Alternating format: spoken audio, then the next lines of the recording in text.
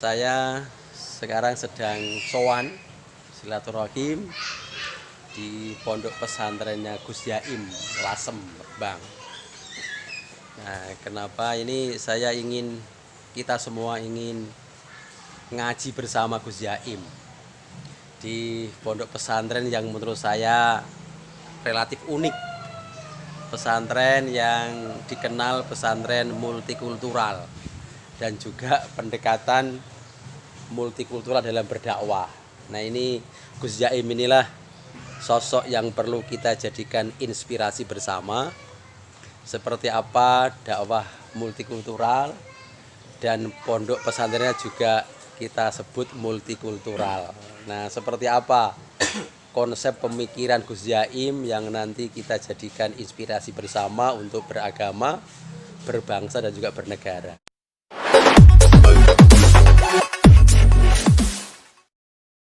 Islam itu mengajarkan bagaimana cara kita berinteraksi dengan siapa.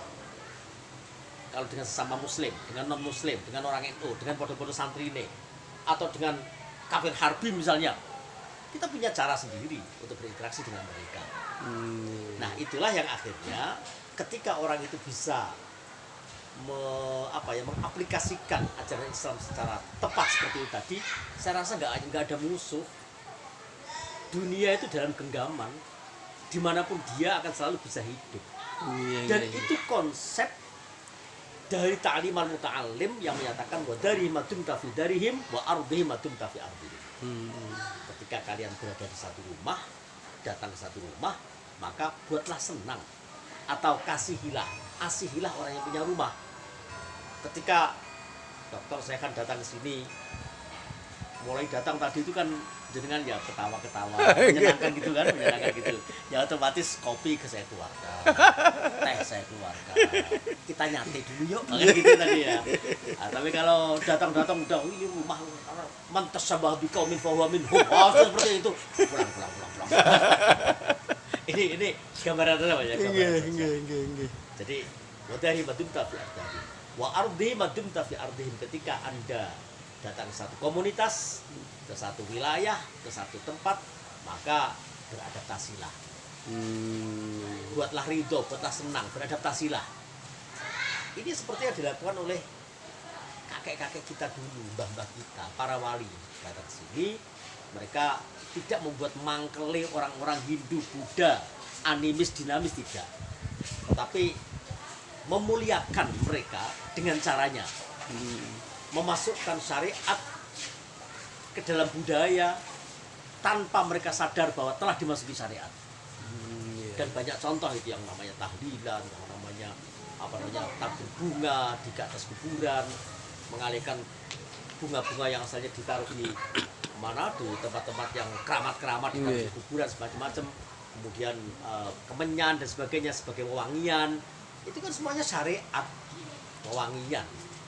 Tapi mereka tidak sadar bahwa sudah dimasuki syariat. Mereka masih menganggap itu budaya gitu loh.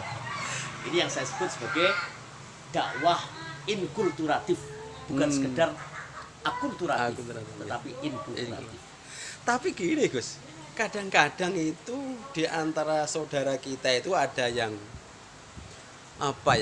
itu pemahaman apa kekhawatiran gitu ya. Ini kan mencampur adukan keyakinan gitu. Kalau kita datang takziah ke non agama yang berbeda, nanti keyakinan kita itu rusak karena dianggap mencampur adukkan keyakinan.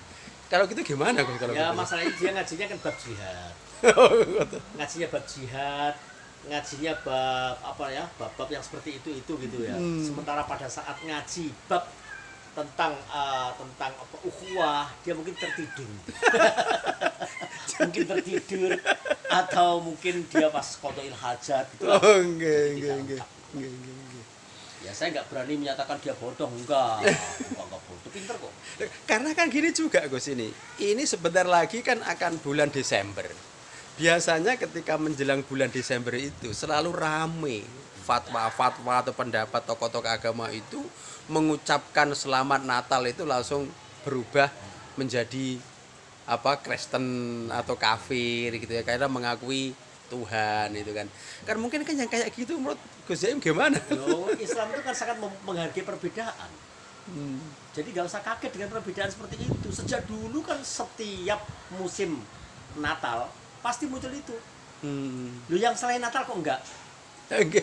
Yang Waisak kok ya enggak? Yang macam-macam kok enggak? Selalu Natal. Apa karena Kristen Katolik itu agama ekspansif? Saya nggak tahu.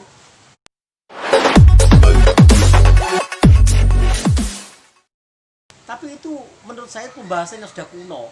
Seperti orang membahas masalah bank. Lah NU dalam muktamarnya 3 kali muktamar, keputusannya sama. Fihi akwalun gitu. Dalam masalah bank. Sama dengan masalah mengucapkan selamat Natal. Yang MUI itu ya, maaf ya. Ini maaf, ini pandangan saya. MUI itu selama ini kan agak ke kanan-kananan, maaf ini ya. Ini kan saya sudut pandang orang NU, orang pesantren tuh ya. Nggih. Memandang MUI kan agak ke kanan-kananan. Itu saja fihi kaulani kok.